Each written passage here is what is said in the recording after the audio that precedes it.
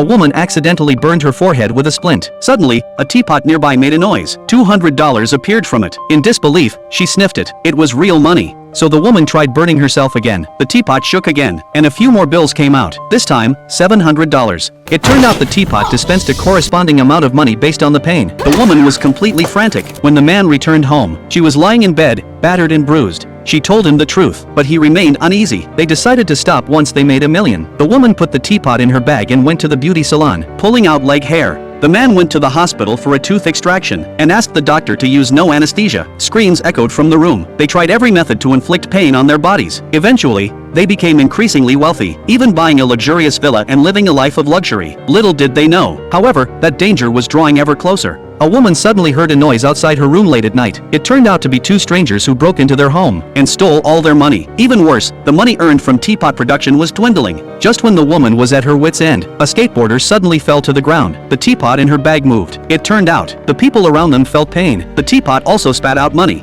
They put the teapot in their bag and went to a boxing match. As the contestants cried in agony, the teapot began to spit out money like crazy. Using this method, they grew richer and greedier. A woman was driving when a homeless man ran a red light. She didn't brake, even trying to ram him, because the pain was enough to earn her more money. Fortunately, the man stopped her in time, and tragedy was averted. The man didn't want to hurt anyone. The woman thought there were many bad guys out there. They could catch and deal with them, and that would be a good thing. The two dug a large pit in the suburbs. The man wanted to give up, thinking they had lost their minds, but the woman persisted. The man returned home disappointed. He sat on the windowsill, holding the teapot, and threatened the woman to stop using it for his safety. The woman pretended to agree, but the man saw through her lie. He embraced the teapot and jumped from the windowsill. The teapot instantly spat out a large amount of money, but at that moment, money was no longer important to her. If you could earn money by hurting others, what would you do?